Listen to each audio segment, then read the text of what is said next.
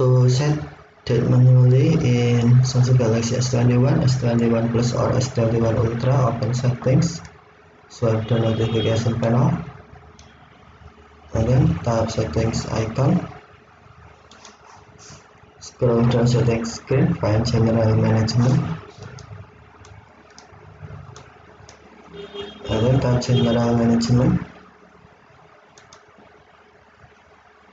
select date and time, and then turn off automatic date and time tap switch until blank, and then tap set type, set date, and then select 21,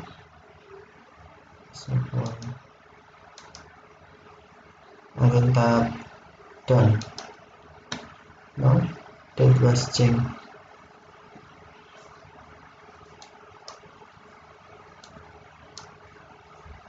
With this date, time mark.